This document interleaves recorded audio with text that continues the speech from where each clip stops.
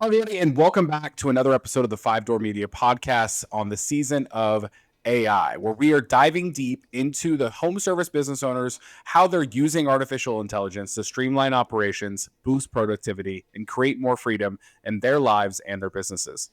As a marketing agency, we've seen firsthand how fast AI is reshaping the way home service businesses quote jobs, schedule crews, hire talent, and serve customers. That's why this season is dedicated to practical, real world conversation with business owners and leaders who are putting AI to work, turning innovation into impact, automation into profitability, and insights into action. Let's get into today's conversation. Jonathan Mast is a digital marketing veteran with a pioneering force in AI prompting strategy. He's been riding the waves of digital innovation since 1995, and over the past 2 years, he's emerged as one of the leading educators and practitioners helping businesses turn AI into real-world results. With a highly engaged audience of over 400,000 AI curious entrepreneurs and marketers, Jonathan is known for his clear, practical approach to a fast-changing field. Whether you're trying to save time, boost profits, or simply stop feeling overwhelmed by tech, Jonathan's strategies are designed to be immediately useful. He's been featured on 100 plus podcasts, trained thousands of students, and continues to lead one of the largest private AI communities on Facebook. Jonathan, we're excited to have you on the show. Welcome. Well, thank you. I'm excited to be here and looking forward to a great conversation. Awesome. So tell us first, before we jump in, what's been going on in the life of Jonathan Mast? Life has been good. I spent most of my career in sales and marketing, and the last couple of years have really dove deep into AI because of the impact it had on me. And, I get to hang out with people that are happy and fun and talk about AI and talk about making more money. Life is good. It feels like I've grown up finally and finally hit my niche. I love that. Very cool. Yeah. So, I mean, as we've talked about, it's quite obvious, but this conversation is about AI, artificial Yep. intelligence. And the first question I've been asking people on this season specifically is, when did AI first start to show up on your radar as something real, specifically for business owners? Do you remember that moment where, like, you saw something, you're like, oh dear, this is going to be something? I think the first time it happened was actually many, many years ago. I was in Los Angeles. I'd rented a Hertz rent-a-car, and I ordered it with the GPS. And I realized that for the first time in my life, I could actually navigate Los Angeles without a map. Mm. Now, that was many, many, many years ago, before ChatGPT and all that. But I remember thinking at that time, and that was probably good 30 years ago, when this progresses, when this gets to a point that we can use more than just map data and have it analyzed, because I was watching that GPS back then in real time, navigate map data and everything else to figure out based on where I was, how to get me to where I was. And we know in Los Angeles, there's lots of options. And when Mm. you think about all that data, to me, that was the first time it really hit me. From a practical perspective, where we're at today, it was in late 2022 after ChatGPT added, or OpenAI added the interface to ChatGPT. When I first heard about it, I'd been in the digital marketing world and I thought, oh, this is some other chat tool for my website. I've already got one. I don't need one. And then I realized what it was. And it didn't take but maybe 45 minutes for me to be blown away and go, this is going to change everything in business based on using it as a tool to amplify what we already have. Not necessarily to replace, but to work in collaboration with is an amazing tool.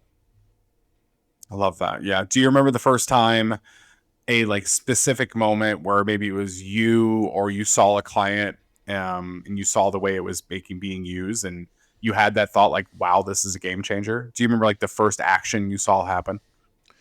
Back then, I think the what we were noticing is I was probably in the midst of writing some copy for an email campaign, most likely. I don't remember the exact situation, but I did a lot of that. And when I expressed what the client was, who they were, expressed who the target audience was, basic things that I had to know anyway, and then what we were doing. And actually, I do remember now that I say that, it was one of the first, if not the first. We needed to write a 6-month nurture campaign. And we were Mm. writing a Seinfeld campaign, which is a type of, basically just like the show, it much to do about nothing, but it keeps people engaged. And those are always hard campaigns to write because they had to be entertaining and they had to be inspiring, but they didn't necessarily have a lot of value as far as in the typical educational way. They were just entertaining. They were fun. They kept people engaged. And so I've always struggled with those. And I remember talking to ChatGPT and said, I need to write a 6-month campaign. It's going to be like 26 emails, Seinfeld style. Do you know what that is? Oh, yeah, I know what that is. And it explained it to me. Well, write one. And all of a sudden, within a couple minutes, I had 26 really good emails that all I had to do was go in and tweak a few things on. And I remember thinking that would have taken me a day or more and I Mhm. would have struggled. And candidly, the quality wouldn't have been as good because I would have started repeating things. And well, it's been already 6 weeks since I heard about that. I could talk about, and it simply wouldn't have been as good. And those were again something I struggled with. Was I Mhm. loved them, but I wasn't good at creating them. So I think that was probably the first time I met. Okay, this really just changes the entire landscape. 100%. And like that is a similar story. I feel like you hear from a lot of people their first time experience. It was something writing or copy or Mm-hmm. creative that was like their first story with it.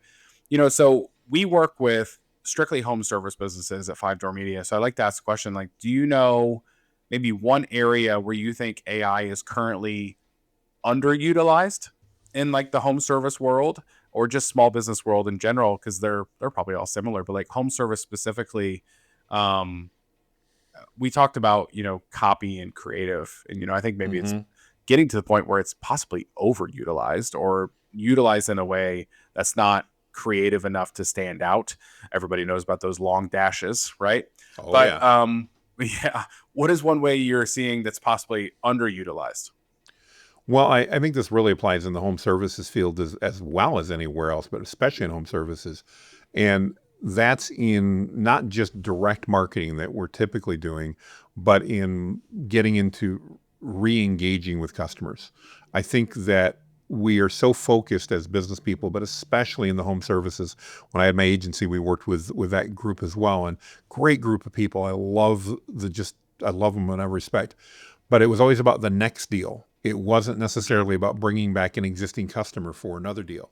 And I get it. If you're a roofing company, it's like you don't need a roof every year necessarily. So, it's If you do, harder. something's wrong. Yeah, There's another exactly. issue You're going on probably if not you need a you're roofing probably not company. hiring us back if that's the case. Yeah, But yeah. I really think that's an area that so many businesses don't spend enough time on and thinking about how can I not just engage new customers, but how can I keep my current customers, the ones who already hopefully know, like, and trust me, how can I keep top of mind for them by doing things that are maybe a little bit unusual or different or out of the norm.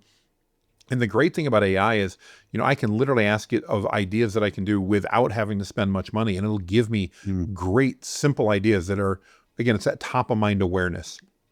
And I think that's one of many areas, but I think that's one area. The other, if I had to pick it in the home services side, absolutely, I think is missing is standard operating procedures. Mm. AI is so incredible at taking my ADD outline, which is going to be pretty broad and probably pretty sparse, and turning it into actionable, detailed SOPs that my team can follow. And let's face it, if we're installing Windows, we want to make sure that every client has the same incredible experience, regardless of who's out there doing it. And that means we need good SOPs. Could be a lawn care company, could be a roofing company, doesn't really matter.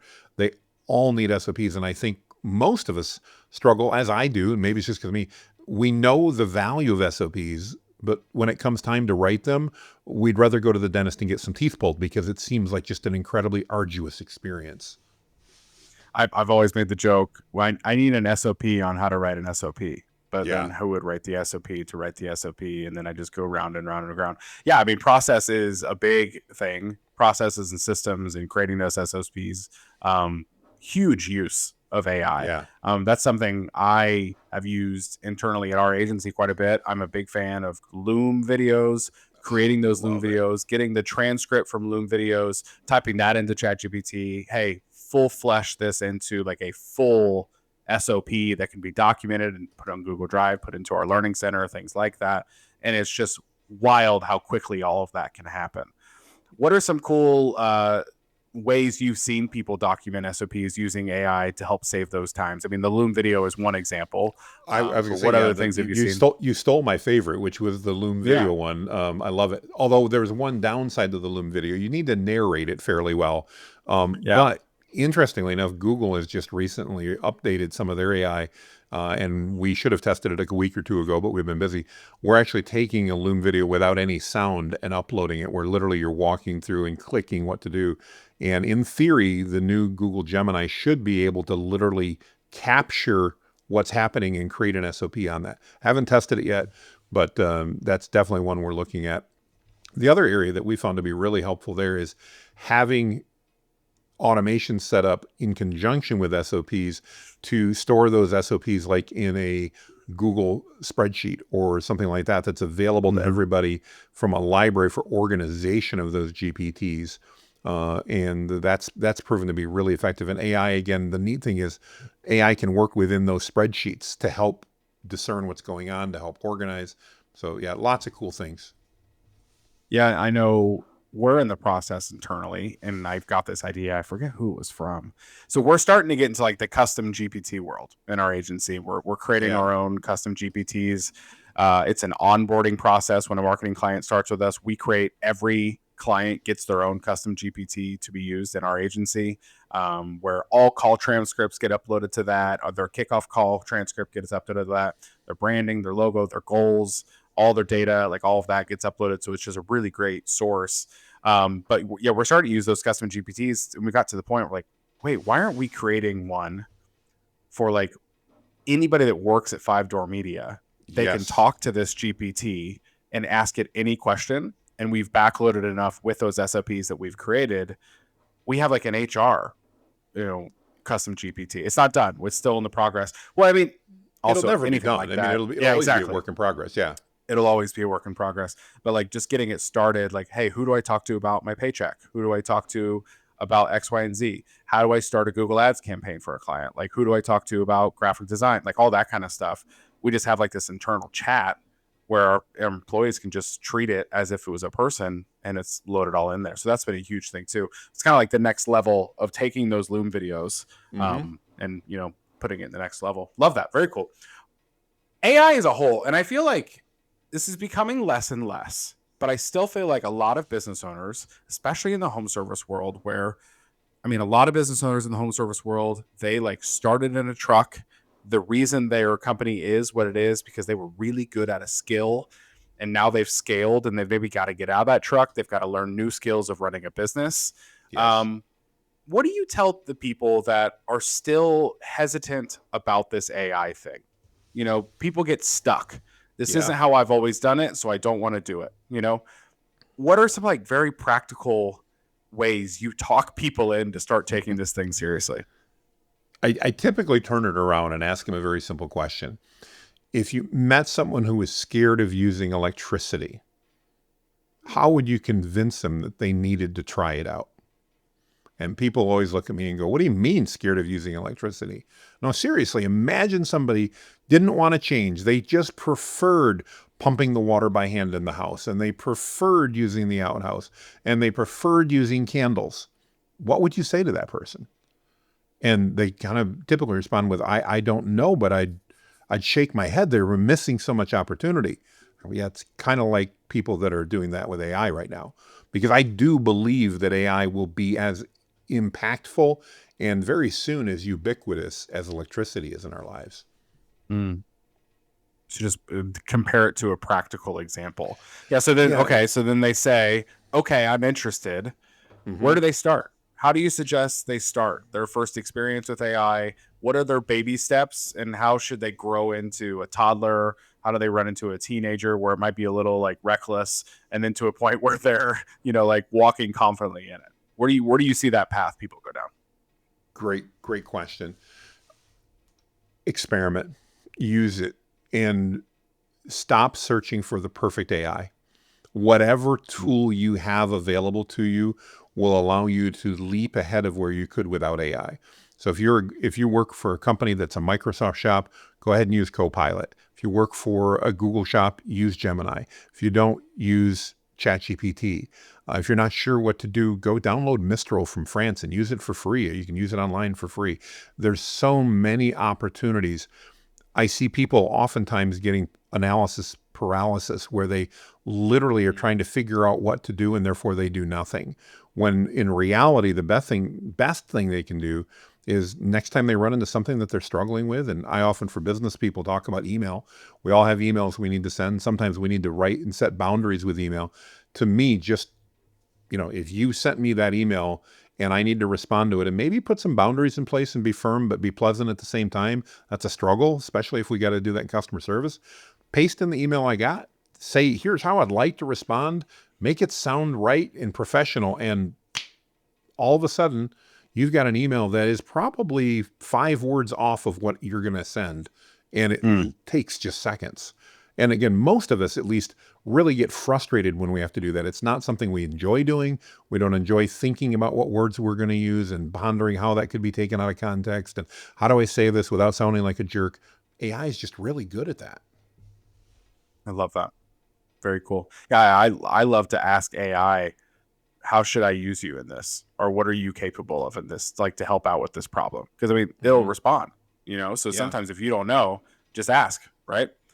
So I am at times, probably an unhealthy college football fan. I love college football. I love the tradition of it. And in recent years, they've launched this thing called NIL, where college students are actually getting paid money to play college sports. And when they released it, all the floodgates were open. There were no rules. There were no regulations. Kids were all of a sudden making billions of dollars as college students. And there was, they are starting to roll back regulations now. But in my brain, there's a comparison that to AI, right? And I think literally today, the day we're recording this episode, Washington said they're going to start investing in, billions of dollars in AI infrastructure in the United States. Like, we are figuring this out as we go. So the people that are experienced in AI, they are using it more and more. Where do you think regulations are going to come into play? Where do you see coming down the pike, maybe, where government is going to start limiting, government is going to start maybe adding? Where do you see regulations? The same way they're starting to add more rules to that NIL program for college sports. Right. Where's AI going? Where do you see some limitations or some additions coming? I think that government's going to try to control it and find out it's a genie that's already out of the bottle. Because we can access it through different, just as simple as having a VPN and accessing it in different parts of the world, it's going to be really difficult for most governments to actually get that under control. I think where they're going to have an opportunity to regulate it in a way that it needs to be, in my mind, is when it comes to creating fake data. If I want to take and create photos and imagery and text and video and audio of you and represent it as you, but it's not you, then I've obviously damaged you. And from a legal perspective, I have liability. You have rights to pursue me. And I think ultimately, after everything settles out, that's where government's role with AI will be. It will basically be to be a police person, a monitor to make sure that people aren't egregiously being fake with stuff. There's still going to be tons of fake stuff that's out there, but you know what? There was fake stuff out there before AI too. So it just, I think, will be a matter of controlling that. Because of how fast AI is moving and how slow bureaucracy moves, I don't think that outside of maybe communist China, I don't think there's going to be much control. And even there, we've already seen some of the best AI models available today are from China, because China is really serious about not losing this game. And I think, yeah, it's going to continue to go in that fashion. Yeah, it's interesting. It's kind of like this is my generation's version of the space race. Like, who's going to get to the moon first, right? You have like giant countries battling to win this race that we don't even know what the course is yet. You know what I mean? Like, we're talking this as a race, but like, we don't even know what the track looks like because it's changing so frequently. Exactly. Yeah. I mean, somebody asked me the other day, where do you think AI is going to be in 5 years? I'm like, I'm not sure where it's going to be in 5 months. I've got ideas, but that horizon that we look at, that horizon disappears very short frame out. And we can at best guess what we might be able to see when we get to the horizon. But it's changing so fast, we simply don't know what we don't know right now. And we're creating things in the world that we've never thought possible for, from opportunities and everything else. And because we've never done them before, we aren't necessarily even thinking of them. I compared it to the 4-minute mile. Until somebody ran a 4-minute mile, it was deemed by most professionals and experts to be a human impossibility. It could not happen. And yet within, I believe, months, certainly within a year of the first person running a sub 4-minute mile, dozens of other people did it. And we're going to experience things like that with AI, things that we've never even contemplated, that all of a sudden we're going to, oh yeah, we could do that. How does that work? And some of it's going to be good. Some of it will be problematic. That's the nature of anything. Electricity, you can do some bad stuff with electricity if you want, but that doesn't mean I don't want to have it in my studio, to have my lights and my computer and my monitor and all that. I want all that. I want my air conditioner running right now. It's hot outside. I'm not willing to give that up just because somebody can misuse electricity. And I think that's the same basic path we're headed on with AI. Something I've noticed with AI is how quickly I started asking the question, what the heck did we do before this? Right. So tell me some, like, let's get personal. Like, what are some things that you've said that, like those moments where you're having AI do something and you're like, it wasn't too long ago where this process looked completely different. How the heck did we do this before?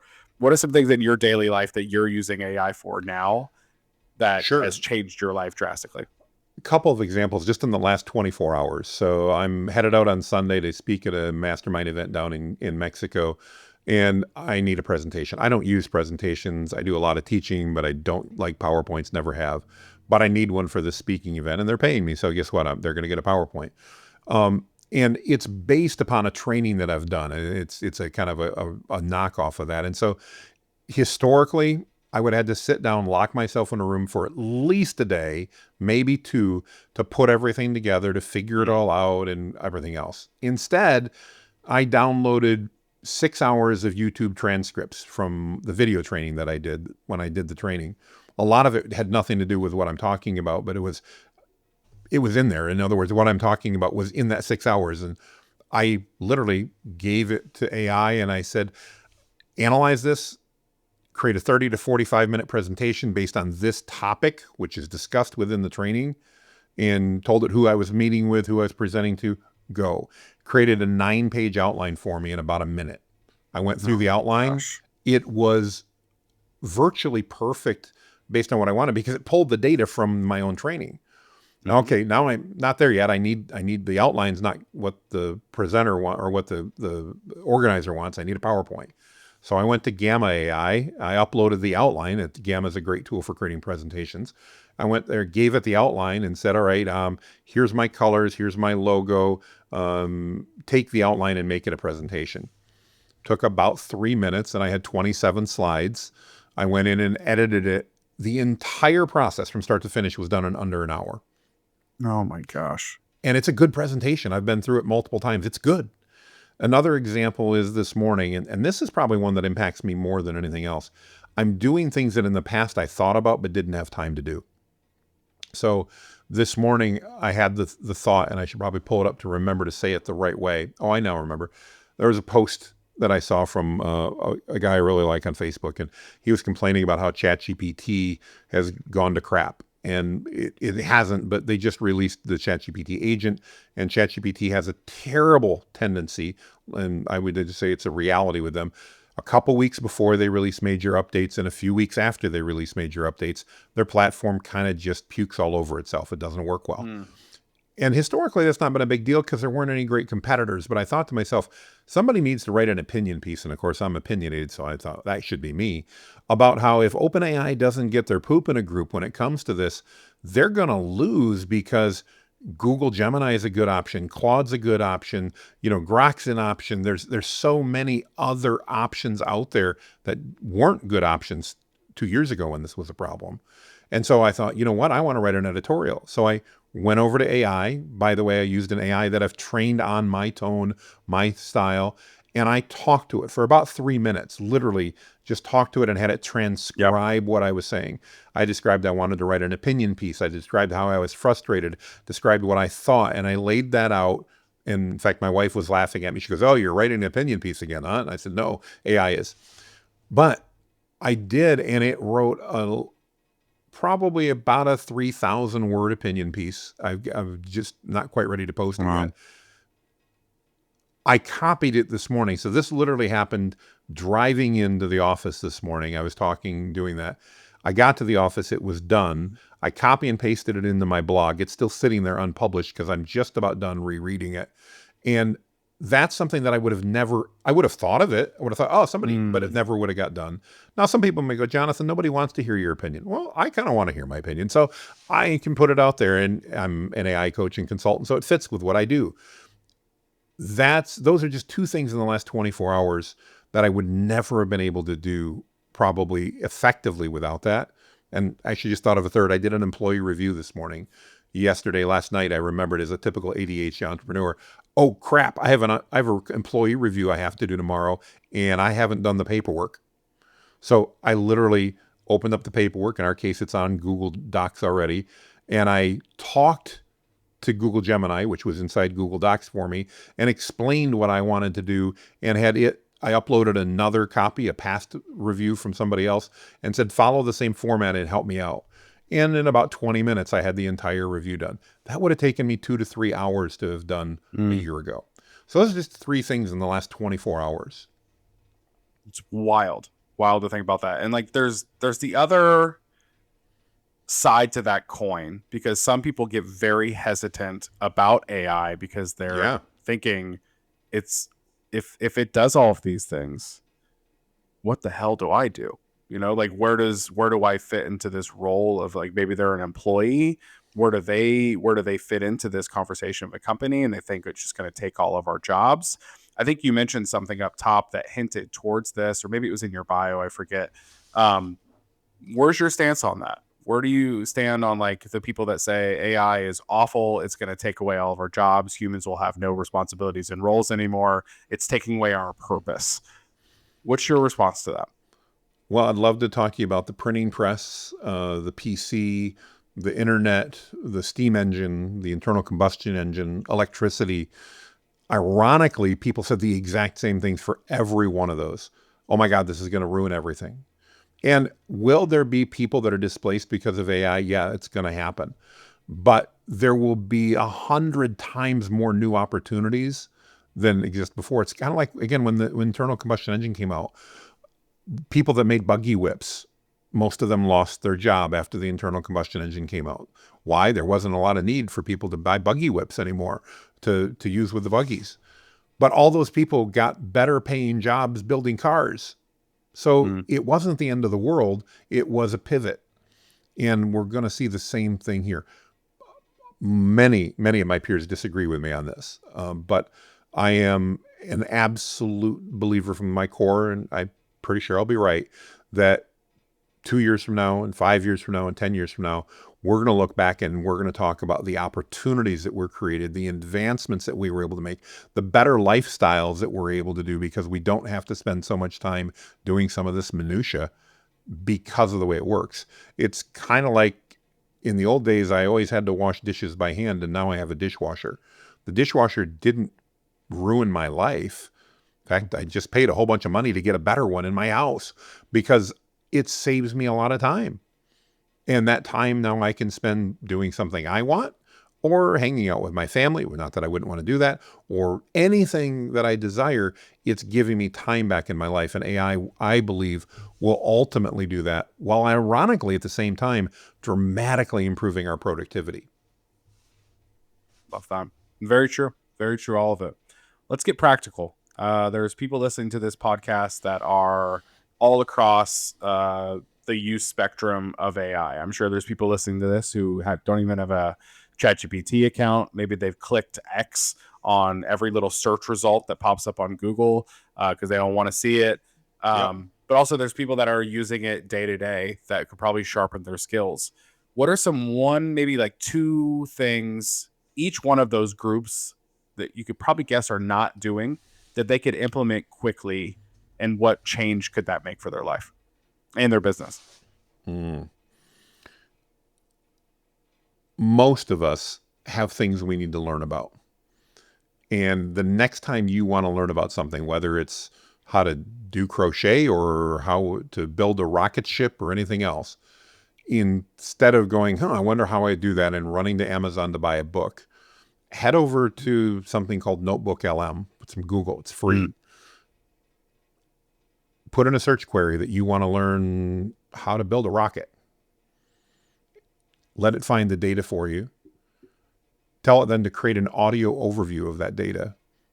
And then if you're like me, because you don't want to read it all and you're too busy, when you're driving or when you're taking a walk, listen to that 23-minute podcast that it creates, that audio overview, and learn effectively on the things that you want to learn in the manner that you want to learn them. So if you need to learn algebra, most of us probably have, but if you need to learn algebra and like me, you're a motorcycle nut, tell AI to help you learn algebra through the context of motorcycles. If you're like my 17-year-old son who loves battleships for some reason, don't know why, he loves battleships, learn geometry through the filter of naval battleships. Because guess what? Geometry is boring, but at least for me and for him, because he likes battleships. But when you put it in the context of how ships are built and things like that, all of a sudden he gets really interested in geometry. When I'm talking gear ratios and things on motorcycles, all of a sudden I get interested in algebra. AI gives us that ability. So the quick tip I'd go is just use Notebook LM, have it find some data, create an audio overview, and be amazed how you can learn about any topic, anytime, and literally do it all from your phone. I feel like you just made me a better parent, because the kids are coming home with this new math and I don't know what's going on. Like the new way of adding and multiply. I don't know what's going on. I don't know how Never they thought came about up like, with most of that. I agree. I know. It's wild. It's wild. Um and there's so many avenues we could go down. Just with business ownership and teaching staff. Let's talk about that. Let's talk about training of AI inside of a company. Um, at what point do you think maybe bringing someone in house or outsourcing, maybe an agency or a specialist, to maybe start handling and helping with these AI processes internally? What point should a company look into that, where the owner maybe shouldn't just be messing around with it enough to make, some Yeah. major changes or little changes? When does somebody look externally, or maybe bringing someone in house to help with this? Well, I think before they do that, I think the first step is to empower your team to let them know it's okay to use AI and that nobody's likely to lose their job from it. I know some people are worried they are, as we talked about, but the reality is it's going to give them more time. And as an incentive to encourage them to do that, tell them that the first 30 minutes they save every day is theirs to do what they want with. Because now everybody's going to go, cool, I can get 30 minutes more of a break, or I can go research this or whatever. They're going to embrace it and they're going to figure out. And very quickly, you're going to find out they saved an hour or two every day.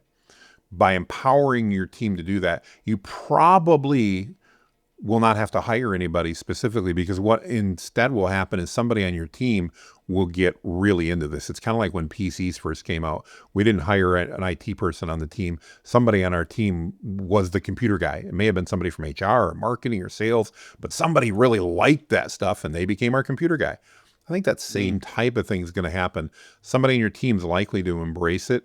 And most businesses don't need a dedicated AI person. At most, they need an AI advocate on their team, or maybe a couple AI advocates within the company that are there to help remove some of the fear, uncertainty, and doubt that some people have about AI. But I don't see many companies, maybe very large. I'm not, working one. I've only got 9 people on my staff, so I'm a small business guy. But I can't imagine really needing a dedicated AI person, if that makes sense. Gotcha. Okay. Makes sense. Let's dive into, we are a marketing agency. I want to talk about how AI is affecting marketing strategy, how AI is affecting specifically, I think the biggest thing it's maybe affecting right now is the idea of what is SEO and what is AEO now. You Mm, know, how should yeah, marketing agencies and small businesses um, start looking at what used to be SEO, which still exists. People are still using Google. SEO still matters, absolutely. but then there's this answer engine optimization where we can be making our websites, be making our content, our companies as AI prepared as possible. What are some things you're seeing in your world that companies could like start getting prepared for? Boy, I'm afraid I may actually just pull a, I don't know. There's so many things that are running through my head that could come up with that. Um, I think, the biggest thing is just understanding that change is inevitable and that AI is going to bring change to what we're doing. Not necessarily in a bad way, Mm-hmm. but for the first time in my life, I'm 56 years old. For the first time in my life, we have a technology that, first of all, may benefit me more at 56 than it does my son at 30. Mm. Second, because of experience. And secondly, we I had a great one there. My ADD just kicked in and went poof. There's gone. I love it when that happens. By the way, I embrace that. That's fine. But so that's I think that's the first part. But the second part was brilliant and was the real thing I was going to say, and it is totally gone. It may come back to me, but let's move You're on. right. If it comes back, I'll go. Hey, I remembered. You're good. Sorry about that. One of those prime Well, ADD moments. you're good. I also have those as well. So what were we just talking about? You know, this answer engine optimization compared to this, search engine optimization, Yeah. and because we're starting to really deeply look into that for our clients and how does website content change? How does website Yeah. content strategy change to prepare for this new world of it's not just hopefully we show up on page one. It is like we need to show up in a side of a Yep. chat GPT when people are asking questions there, as well as even like those top now AI suggested searches on Yeah. Google and other platforms too. So I'm just curious if you've been around conversations and what people Yeah. are doing to prepare for that.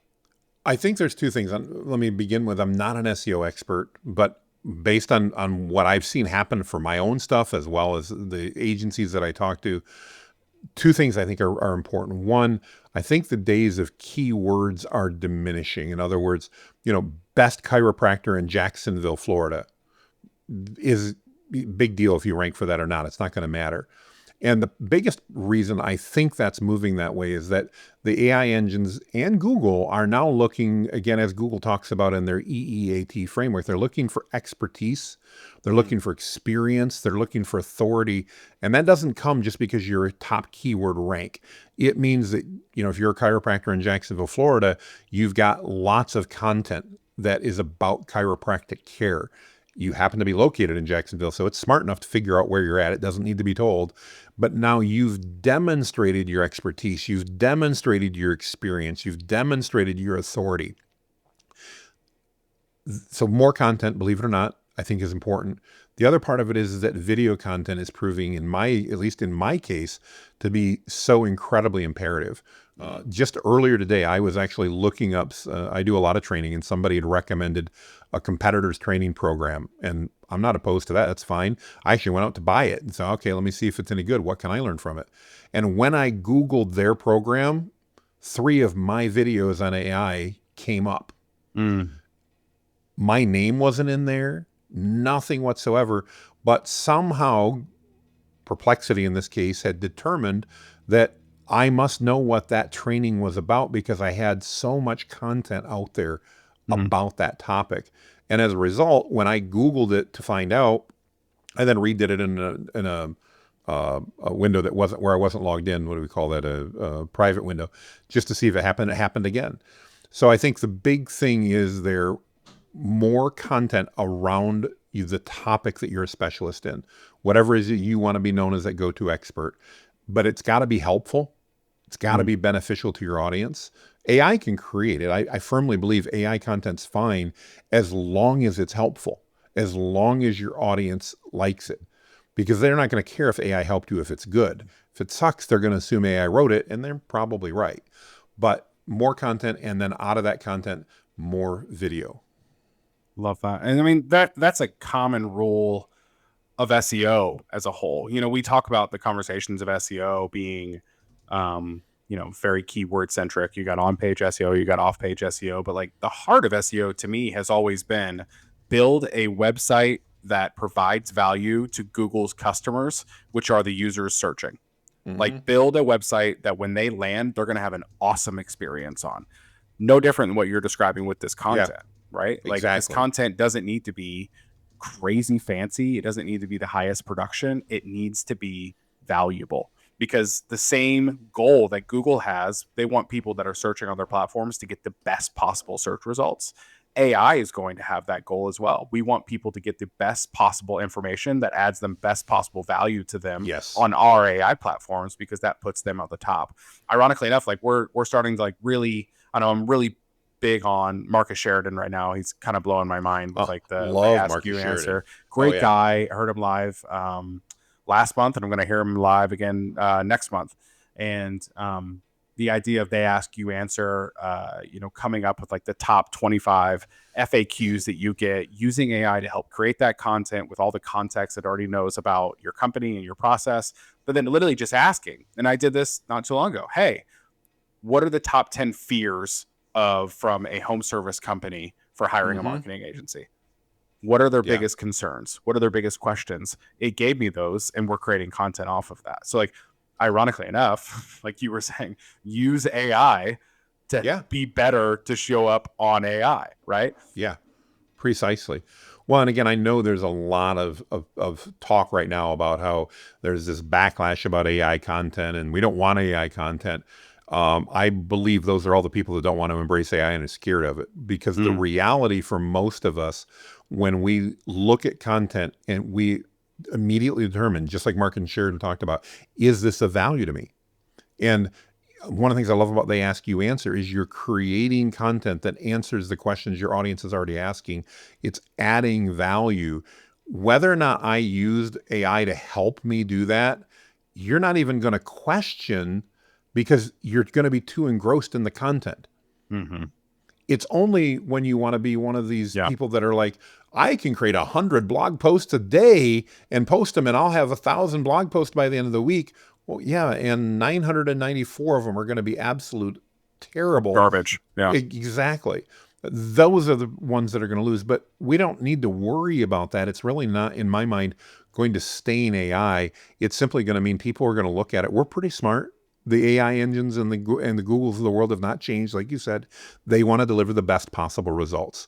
That hasn't changed since they started, what, 15, 20 years ago. Mm-hmm. Yeah. And just reverse engineer their goal to like make the worst Exactly. work for it. That's really what it Yeah. is. So I know you mentioned earlier, it's hard to see what AI will look like in 5 months, or five Yeah. years. But I do want to ask you not just like what will it look like, but what tasks, responsibilities, dare I say, burdens do you think in 1 to 2 years of AI will be starting to be removed? Not like Mm. what will it look like? What else? Because we have copy creation, we talked about SOP creation, we talked about like it's creating slides for your presentations that you're Yep. doing, those things. But like, what other things do you think in 1 to 2 years we're not going to be doing anymore because AI is going to be efficient enough to do it on its own? I think that candidly, a lot of coaching, if there's not a personality that goes along with the coach, is going to be gone. Mm. You mentioned just Marcus Sheridan. I don't know if you were down in Miami at Seven Figure Yes. Agency when Yeah. you heard Yeah. him. And I'm speaking again at the huge convention in Nashville next Yeah. month as well. Yeah. Coaches like Josh Nelson, who runs Seven Figure Agency, he's got nothing to worry about because Josh has so much value and he's a great personality. He's created an incredible community. It's more than just the training. But there's a lot of coaches out there that are literally just providing courses. There's no Mm. value, there's no community, there's nothing else around that, there's no personality. Those coaches are in trouble because I'm going to be able to go to AI and learn that. I think another area that's going to see massive change, I don't think it's going to go away, but I think it's going to change dramatically, is basic therapy and counseling. AI AI makes a pretty darn good counselor. And I know I'm going to irritate some people when I say that. They're going to, it's scary. Fair enough. Whatever. If it's 2 in the morning and I'm suffering from anxiety and I need to talk to somebody to work me through that, AI is on my phone and can do it immediately. Mm. That's so much more impactful than if I have to then schedule an appointment the next day and meet with my therapist 3 days later, because the anxiety is gone by then. And we can plan and we can talk. And I'm not saying that that role will go away, but that in the moment guidance, counsel, therapy, I think is going to be something that is going to dramatically change that industry, for better or for worse. And I know a lot of people think it's for worse, but the reality is, again, if you're having a panic attack at 2 in the morning and AI can help walk you through that, you're not really going to care whether it's AI, because it's going to help you back from that ledge. So what do those industries do? I mean, the Josh Nelson comparison. I mean, name the coach, right? Name the Yeah. influencer, whoever it is.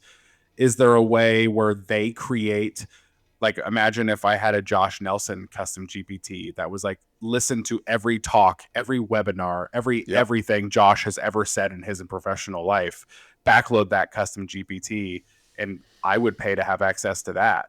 Oh, And same sure. thing with like a counselor, like it may be a psychologist office or a specific therapist could Yep. do that same thing. So no matter what time it is at 2 a.m., you could call up Dr. Jones or whatever their name is. Exactly.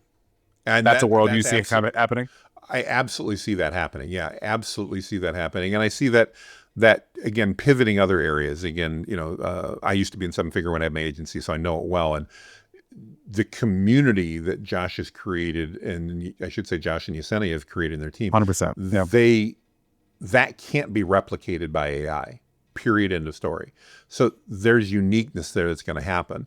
But on the therapy center, yeah, absolutely. Imagine that we talked about Marcus Sheridan. Imagine we have the ability Yeah. to subscribe to a Marcus Sheridan GPT or agent that can help us figure out the whole they ask you answer. I can go buy the book for $25, or I can spend maybe $250 and $25 a month and have access to Marcus Sheridan on my phone and know it's been trained by him and the way and Mm. endorsed. That has massive value. And some people go, well, anybody can do that. I can take Marcus's book and put it in. Yeah. But if it's Marcus who's endorsing it and saying it, 10 times the value all day long, and new revenue opportunities. Again, Yeah. Well, that's it's something also, that it didn't could be exist. always be evolving too. I Yeah, mean, if that was exactly. owned, the IP of that was owned by Marcus, that's something he could be on the back end, always evolving, Yeah, like every personal coach, you know what I mean? Like but I'll tell you what, man, absolutely. this goes into, we were talking about regulations and things like that. This is where it's going to get weird. You know what I It mean? Because is. like, how can a therapist office have their own custom GPT? And now we've got HIPAA we need to worry about. What can be uploaded? What can be put into that custom Yeah. GPT? And like, it's going to be interesting how that evolves out. Well, and that's where I think we talked regulation earlier, I think is going to be changed, because they're not ultimately going to be able to regulate everything, because somebody in Mexico or in Africa or whatever is going to have the same access to the same AI, and they're going to be able to do things that you can't do here. So HIPAA may go out the window, because I'm not saying it should or it will, but it's certainly going to evolve and change because of how ubiquitous AI is becoming to people. Is Marcus always going to have the right to his information? Yeah, he is. Yeah. But that's different in my mind than the HIPAA. So I could go down a couple rabbit trails there, but Oh man, yeah, there's it's this so is many this we is could where it go just gets down. so interesting. We don't know. It's kind of like the Wild West, as they say. There's so many. We're talking about like with coaches, and you get to like just the IP that they own. I'm one of those weird parents that loves going to Disney World. And imagine if Disney now created like custom GPTs for their characters that they own. And I could hop on an app and have a conversation with Iron Man. I could have Hmm. jump on their app, have a conversation with Mickey Mouse, and like it feels very real. You know what I Oh mean? Like, yeah, just it's absolutely. wild where that could go. But I mean, maybe that for a small business, that is something you look into, which I know a lot of people are doing this. I'm having a conversation with somebody right now about building specific AI chat agents that feels very real. Even like form fill chat agents for lead forms could get really interesting with AI implementations that could be put into it. It's just wild how much it's changed. Here's my last question for you. How much longer do you think it'll be where we just stop asking the question, like, what can't this do? Mm. Like how Yeah. fast, like when does it ever stop evolving as quickly as it's evolving? Because it's We're wild to think about yeah. how far we've come in such short time. Oh yeah. We're going to hit a point at some point. My personal belief is what's going to slow it down is computational power and then actually power, literally electrical power. But I personally believe that by the end of next year, 2026, we're going to have new computing breakthroughs from a computing power perspective. And we're going to see power breakthroughs in new ways to generate power that we haven't imagined yet, or possibly. I mean, Microsoft just bought 3 Mile Island, old nuclear plant that went bad in the 70s. Why? They need electricity. Wow. And nuclear is going to be the best way right now for them to get that. Who would have ever imagined that that would have happened even 5 years ago? So I think we're going to see some major changes there. I think there will be some spurts and some movements and some changes, and we're going to see some, I'm sure, some retrenching here and there. Ultimately, I think what most people say is, we're going to hit AGI, which we haven't defined, artificial general intelligence. So we don't Mm. know when it's hard to hit it if you don't know what it is. Yeah. But even then, it's, I'm just thinking so many things in my head. Sorry, my ADD is really active today. There's so many things. I think we're years away from it slowing down substantially. And I'm not sure that it'll ever slow down to anything we consider normal. But our definition of normal is going to change because we're going to look at it and see, wow, AI evolves so much faster in so many ways. I think we're going to see a lot more appliances. We're going to see more robotics. We're going to see things, that really, and the most simple. I just bought this the other day. It clamps onto my shirt, so I can put this on. I'm headed out to an event, and I often, because I have ADD, forget the things that I'm supposed to Yep. do. I can literally, if you can see it there, it's clipped on my shirt. I can turn that on and wear it, and it will record all the conversations around me. It's private. It's just my use to be able to see Mhm. that. But it uses AI to analyze all that. In fact, when I pull up my phone after it synchronizes, it summarizes and says, "Oh, here are the conversations you had. You need the detail." That's going to change things. It's also going to change things Can I like, wear that every day, all day? yeah, That'd be amazing. but it's also going to change things like auto buying. My wife and I just bought a new minivan, and we didn't have a great experience in the finance department, not because of finances, but because we got lied to. Mm. In the finance department, it says all conversations are recorded. Well, we went back to the dealership and said, "Hey, we didn't get what we thought we were supposed to get. Can you pull that recording?" Oh, no, we don't have that recorded. Well, if I was wearing this, I would have had the entire thing recorded. And what ended up being I guess I got screwed by the dealer moment would have turned into Oh you, man. you're going to give me what I told you because I can prove what you just said. Yeah. And And like the people, practicalness of that for a business owner in meetings oh and yeah, even like employee reviews, talk about like maybe you're in a conversation, like a PIP type of conversation with an oh, employee where you're talking about like absolutely, it removes all that liability. And not just for like when bad things can happen, but also like for great things that could happen for you to absolutely. remember that you would not have remembered or something like that. There's so much good that can do.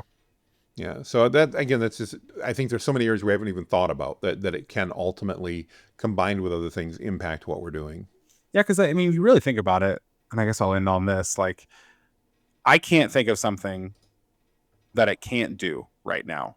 We just don't realize all that it can do. And like Right. the quickest way we're going to get to the point where it's actually slowing down is when we start to really intentionally keep educating ourselves on it by listening to podcast seasons like this, to following Yep. you in your Facebook group. I heard somebody say years ago, like the best thing you could do is put a 15-minute block on your calendar every day and watch some piece of content on AI every day for like 15 minutes. Because like when we keep eliminating our ignorance towards it Yes. consistently and intentionally, it will become obviously powerful, but obviously that's when it'll slow down because we're just like, man, I just know everything that it can do, and like Yeah. it's amazing. So anyway, hey, that is a wrap for today's episode. I hope you guys listening to this or watching this have walked away with clear, actionable ways to start thinking about AI in your business, not as a threat, but as a partner in your business and as a tool that could change your business forever. AI is it's no longer the future. It's truly here now. It is the present. And like every tool, it's not just about the tech itself. It's about how you use it to serve better, grow smarter, and lead stronger. Jonathan, thank you for being with us today. Before we go, where can people connect with you, learn more about your work, or follow along with what you're building? Just if you remember my name, it's Jonathan Mast, mast.com. You can go to my website. Or if you just remember that white bearded AI guy and you search for it, at the moment in search, I come up. You can click through to my sites, and we've got tons of free resources. We'd love to help everybody out and would love to see you engage with AI. Awesome. Well, thanks you. Make sure you guys to check him out and all the work that he's doing and providing so much value to this community online about AI. If this episode sparks something for you, share it with a friend in the industry who's maybe trying to figure this out, what AI means for their business and maybe their life. Thank you guys for listening. We'll see you next time.